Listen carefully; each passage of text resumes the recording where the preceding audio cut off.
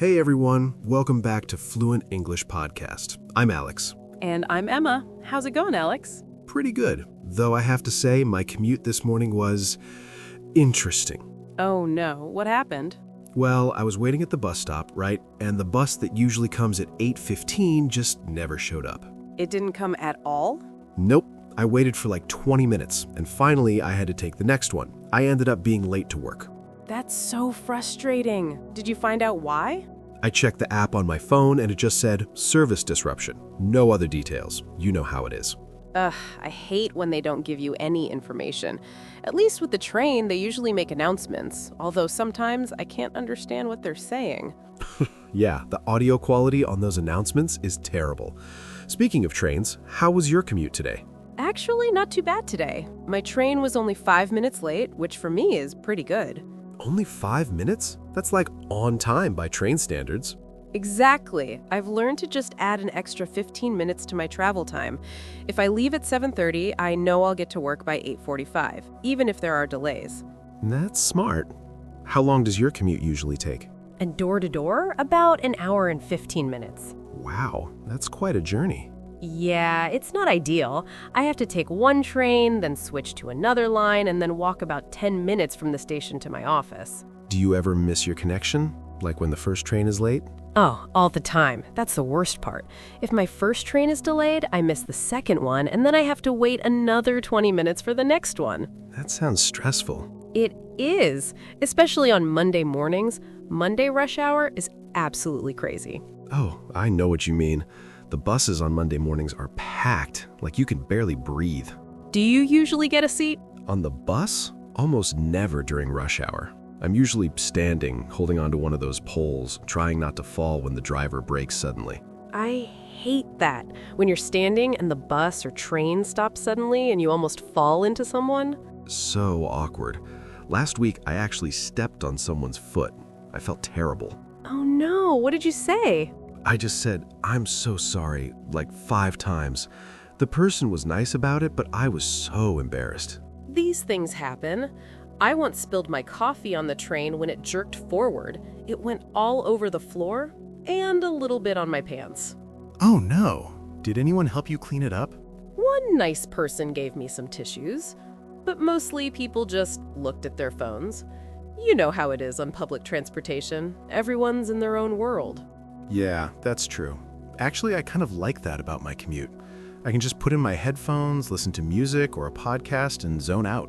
What do you usually listen to? Lately, I've been listening to audiobooks. It makes the time go faster. What about you? I usually read. I've gotten pretty good at reading while standing up on a moving train. That's impressive. I can't read on the bus. It makes me feel sick. Oh, motion sickness? Yeah, exactly. If I try to read or look at my phone too much, I get dizzy. That must make the commute feel longer. It does sometimes, but honestly, my commute isn't that bad. It's only about 35 minutes usually. That's not bad at all. You're lucky. I am, compared to some people.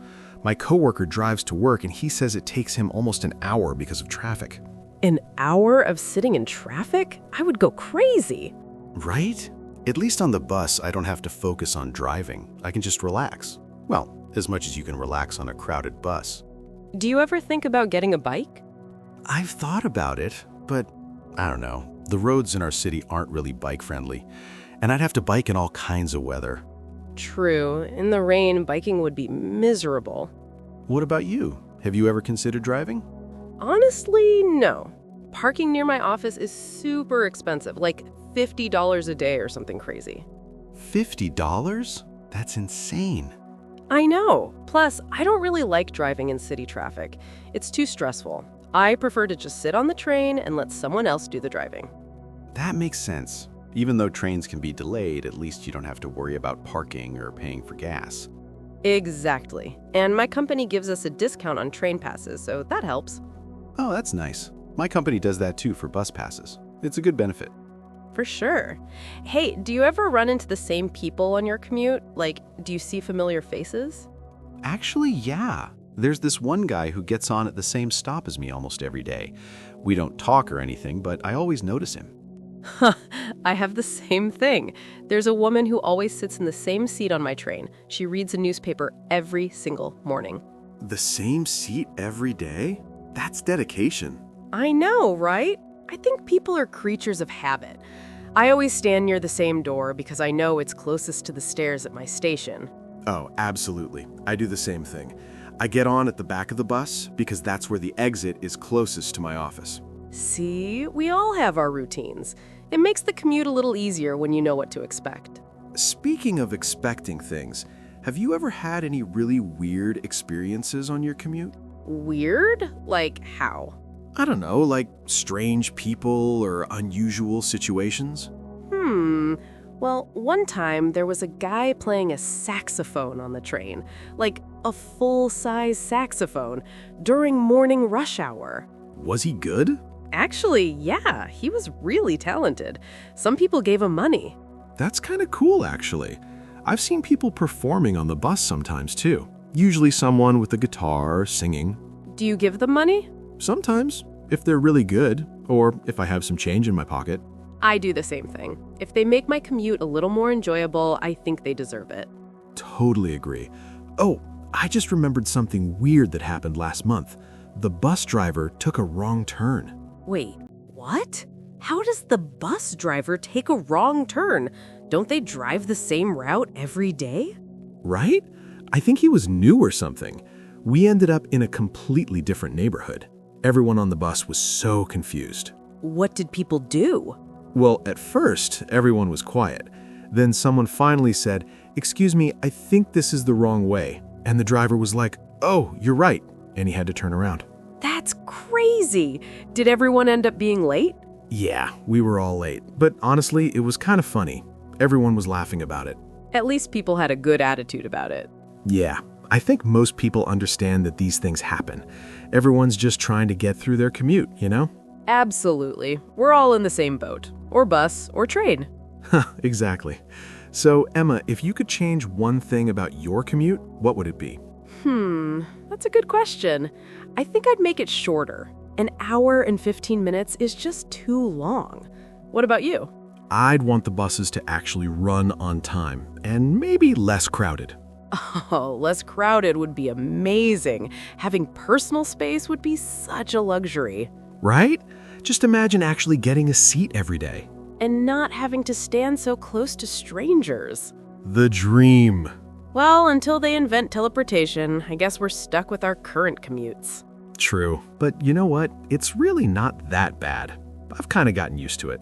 Me too. It's just part of the daily routine now, and at least it gives me time to think or read or listen to podcasts like this one. That's true. And for our listeners learning English, commuting is great practice. You hear announcements, you see signs, you can practice asking questions. Excuse me, does this train go to Central Station? Is the bus running on time today? How many stops until Main Street? See? Lots of useful English. Exactly. Every commute is a learning opportunity. Well said. All right, I think we should probably wrap this up. We've been talking about commuting for a while now. Yeah, I think we've covered pretty much everything. Delays, traffic, crowded buses and trains. Missing connections, weird experiences. Rush hour nightmares. But also the good parts. Time to read, listen to music, relax a little. Right. It's all about perspective. Well, everyone, thanks so much for listening to today's episode. We hope this conversation was helpful for your English learning. And we hope your commute tomorrow is smooth and on time. Yeah, no delays, no crowds, all green lights. We'll be back next week with another topic and another conversation. Until then, keep practicing your English. And happy commuting. Bye. Bye.